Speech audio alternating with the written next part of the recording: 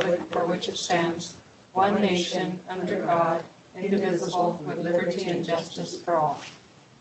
Commissioner Howell, do the moment of silence, please. I'd like for us all to keep in mind the families of the major tragedy that happened in Florida. I pray that their family is well, and really a lot of sorrows that are happening there. It's such a tragedy that happened. Please keep their families in mind. Thank you. Approval of the agenda. What is the pleasure of the commission? Madam Chair, Commissioner Casey. I move that we approve the agenda as presented. Do you have a second? Second. Roll call. Commissioner Casey, Yes. Commissioner Romero, Yes. Commissioner Howell. Yes. I have a motion by Commissioner Casey, a second by Commissioner Howell. Thank you, Madam Chair. Motion carried. Is there any public input? There's no one signed up for public input at this time. Okay. Next item on the agenda is discussion items. Mhm. Item number 1, resolution number 18-11 to adopt City of Las Vegas Housing Authority's crime-free policy for residents living in public housing. The City of Las Vegas is required to adhere to all federal regulations and notices published regarding public housing. Compliance monitoring review finding number 12 states the Las Vegas Housing Authority policy to deny applicants for drug-related criminal activity is out of date. The policy references the one-strike rule, which was replaced in 1998.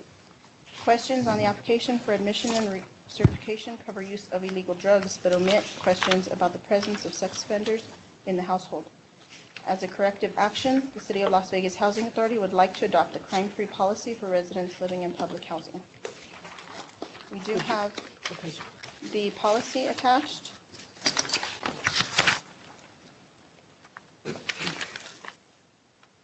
Which does adhere to the guidelines suggested.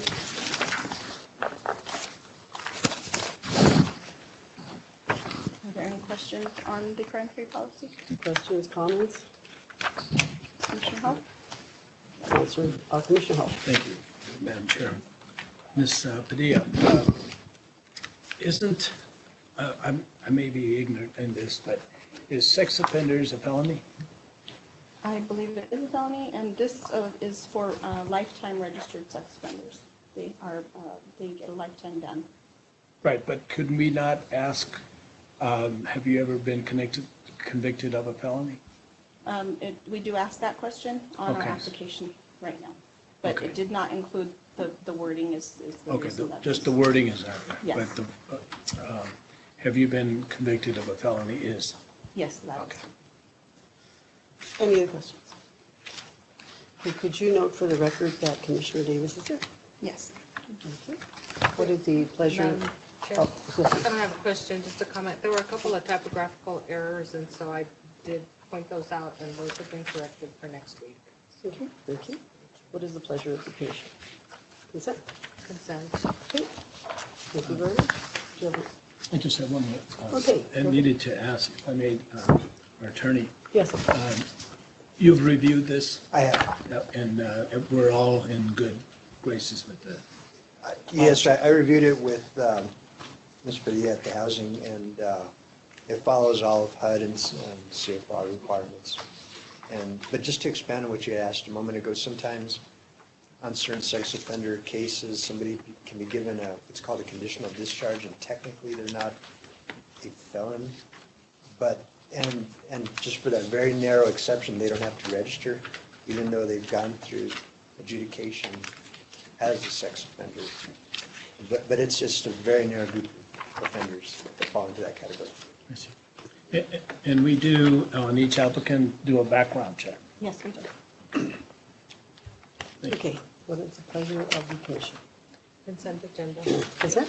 Okay, thank you. Thank you, Madam Chair, Commissioners. The next item is resolution number 18-202 to adopt the City of Las Vegas Housing Authority's non-smoking policy for residents living in public housing.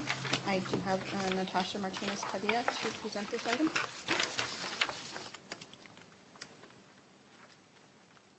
Madam Chair, Commissioners, last month we did bring you the smoke-free policy. I know there were some changes that we wanted.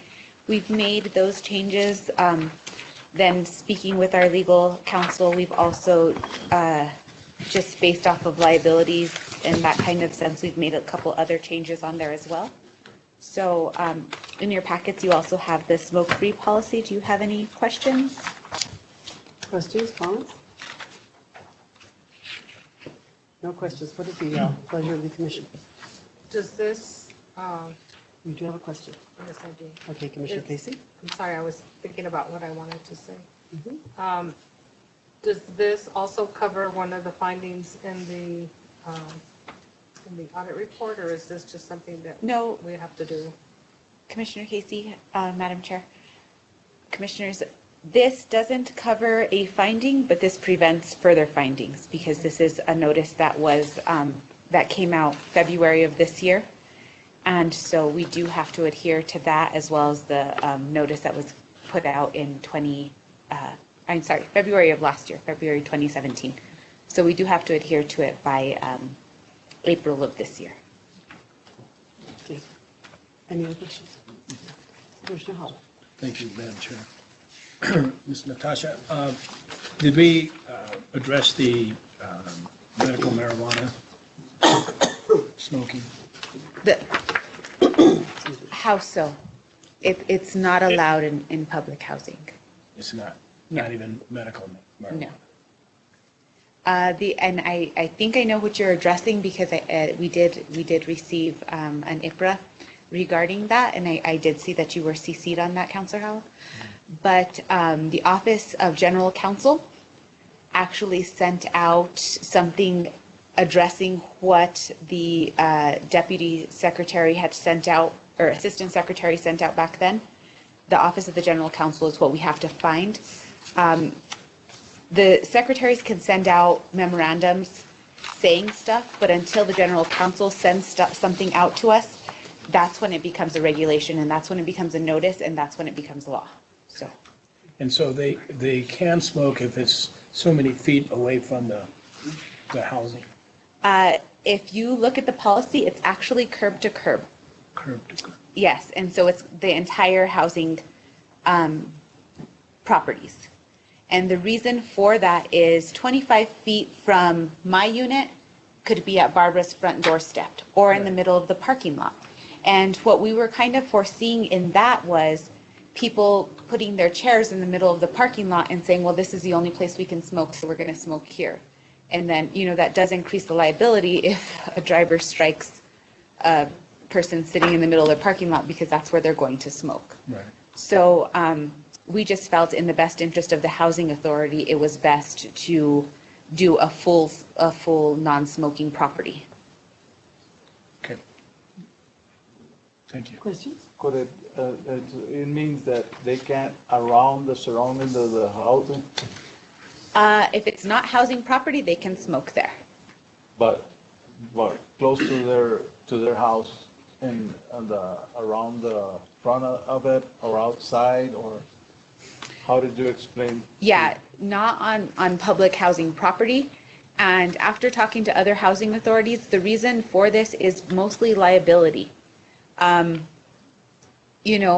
If we go out and say Barbara and I are neighbors, Right. and we're trying to enforce a warning, and I'm outside my house smoking, but it just so happened that I'm 20 feet in front of Barbara's house and I leave all my cigarette butts there. Well, when the housing managers get there, they're going to assume that it's Barbara outside smoking outside her house, that it's not her. So it would just cause a lot of conflict within the residents. And then also if you were coming home to park and somebody was standing there and saying, well, no, I'm going to stand here because this is where I can smoke. The way that our architecture is and the way that our properties are designed, it doesn't really make sense to do the 25 feet because it's just going to create problems between neighbors as well as liability for pedestrians getting hit by vehicles. And we do want to ensure the safety of our tenants ultimately. So it's automatically it's no. Yeah. Okay, Commissioner Howell. Thank you, Madam Chair. Ms. Natasha, before we started this non-smoking policy, was the housing residents allowed to smoke? Yes, they were, and we actually did a survey. We went door to door and did a survey of all of our tenants. And surprisingly, 74% didn't want it permitted on housing property. So the tenants themselves don't want it. And we actually do have issues with tenants who, if there's not, like if the walls aren't so thin or they're smoking by their windows, we have tenants that we've had to relocate due to asthma problems because they're having an asthma attack in their unit because their neighbor's smoking outside their unit.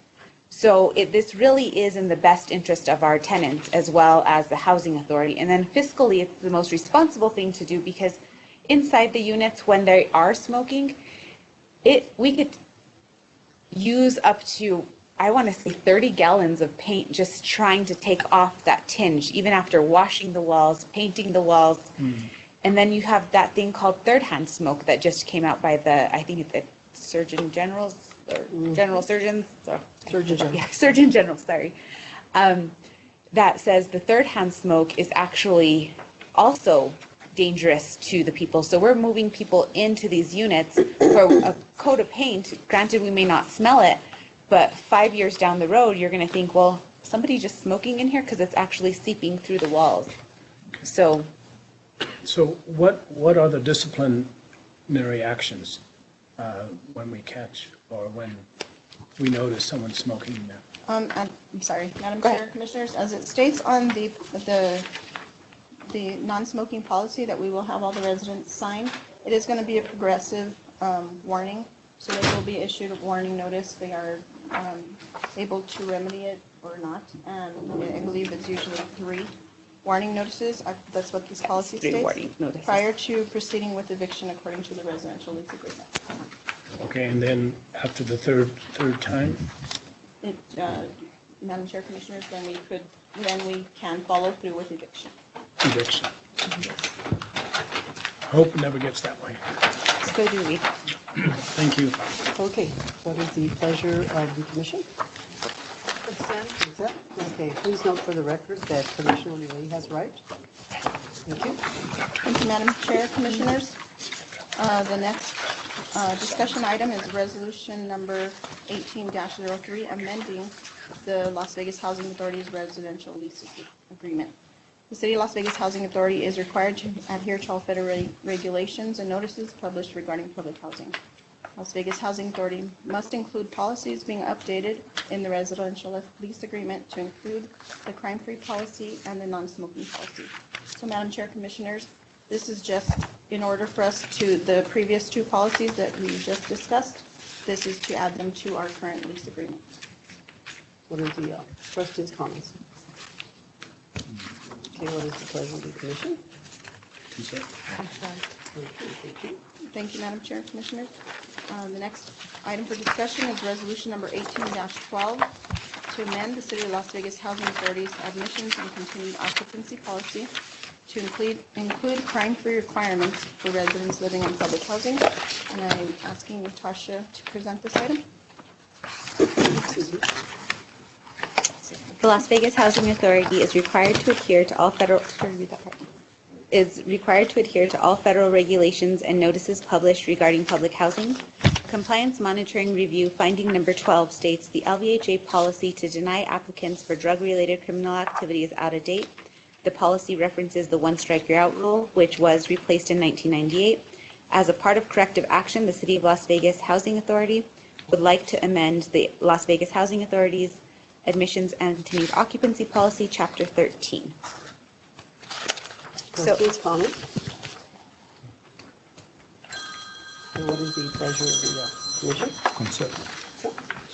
Thank you. Thank you, Madam Chair, Commissioners. The next item is resolution number 18-10 to adopt the Las Vegas Housing Authority's income targeting requirements, policies, and procedures.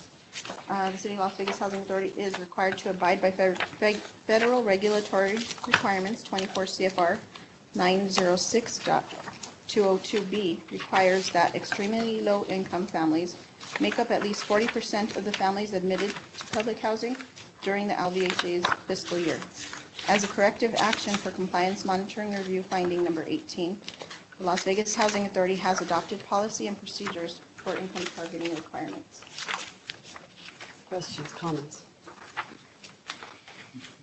It is the pleasure of the commission. Consent.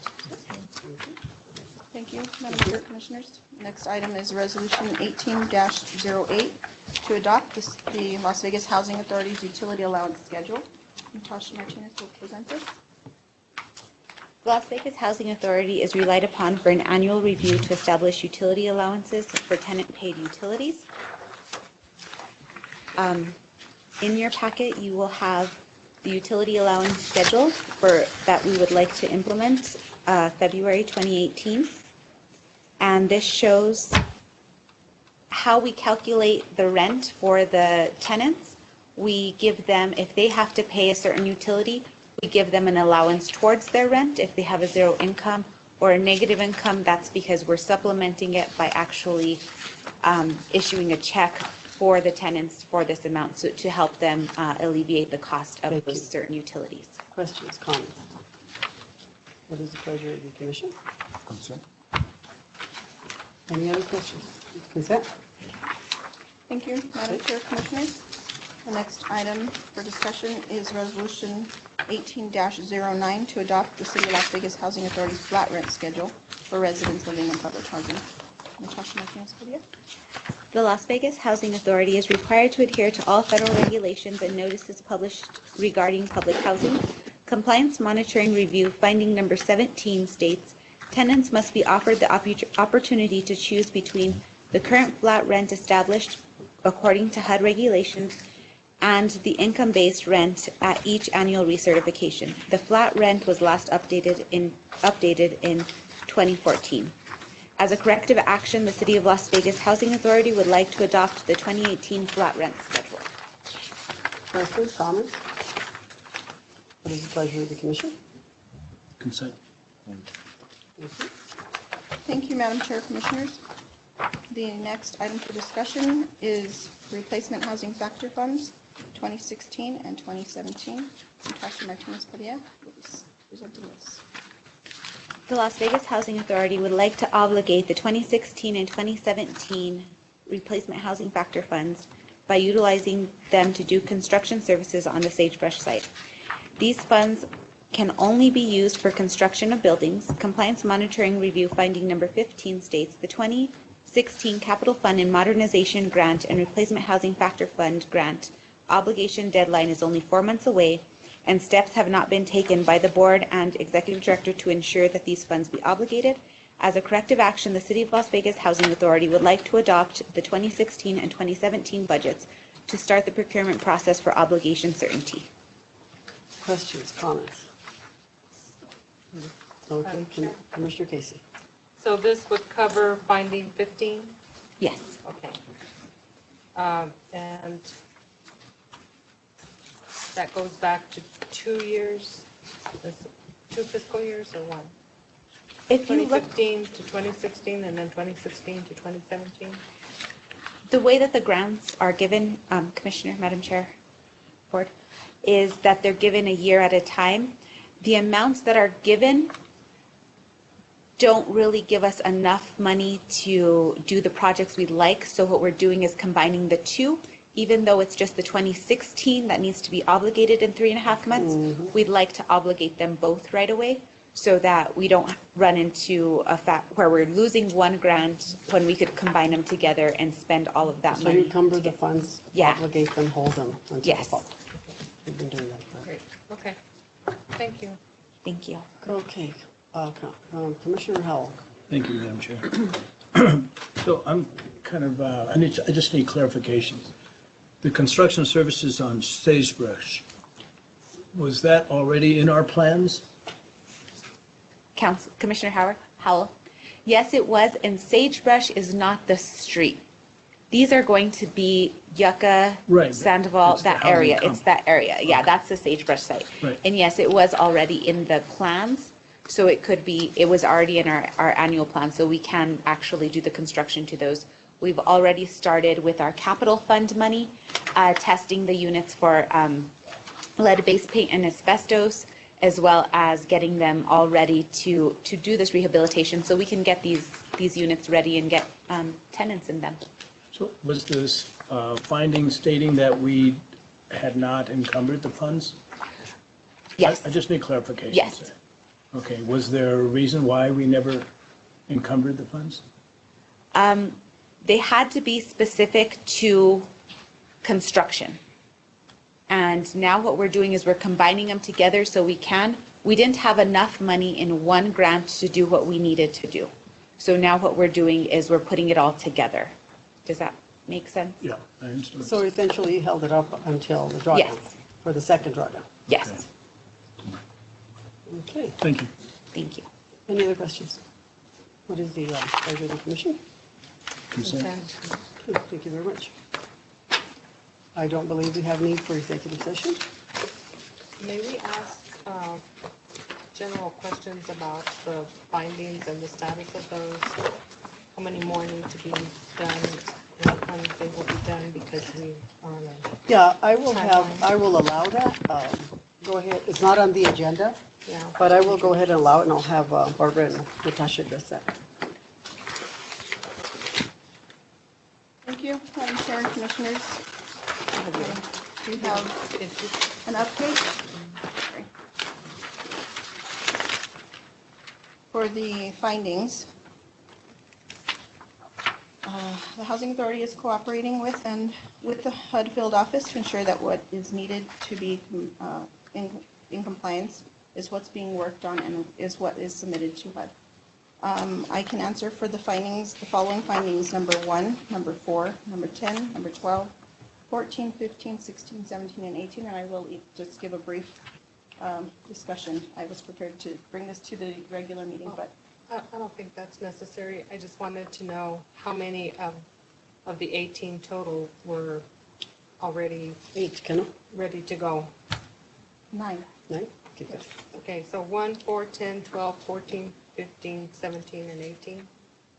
That's correct, Madam Commissioner. Could you give the commission a copy of that?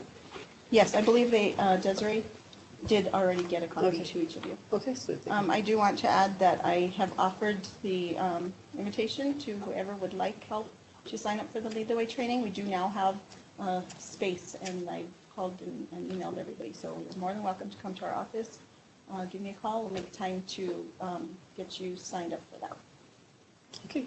Okay. Commissioner Hall. Thank you, Madam Chair. What was the score of the public housing assessment score from the 73. recent audit? 73. 72? 73 was our 73. most recent score. Yes. We did, on our management side, due to our vacancies, we lost about, was it 15 points? About 15 points on our management side, and then I think another 5 for occupancy for our capital fund side. So I think we lost 20 points there, and then the other 7, I think, were in our physical inspection. So we're not in trouble status? No, we're substandard performers. Substandard. Substandard, yes. We need to get up to 90, Back to standard to get, well, like to 89. 89. And it will help as soon as we could get these other units back online. They are, and then once the de minimis goes through as well, we're working on that application through the system. And as soon as we could take those 5 units offline, that'll really help our occupancy, as well as getting the 8 that we're planning on hopefully getting back online as well. Thank you. Okay. Oh, one more question, if I may. Andre? Sorry. Madam Chair, members of the commission, we've been in touch with Mandy Bevel from HUD, and at some point, and I think we are working towards the February 28th deadline, at some point, though, she would like to come in and address the commission as well on some of the compliance issues and other issues that HUD may have. And so we're looking recommendation by the Madam Chair, Commissioners, as to when we would like to see her. She would like to review the policies and the procedures that we submit. Yesterday, we met with the housing as well and took care of some of the other findings that finance was able to manage. And so we're moving along, but she would like to come in and address the conditions. Okay, thank you. Chair. Commissioner Mesa. Okay, so we have these findings that you have already worked on.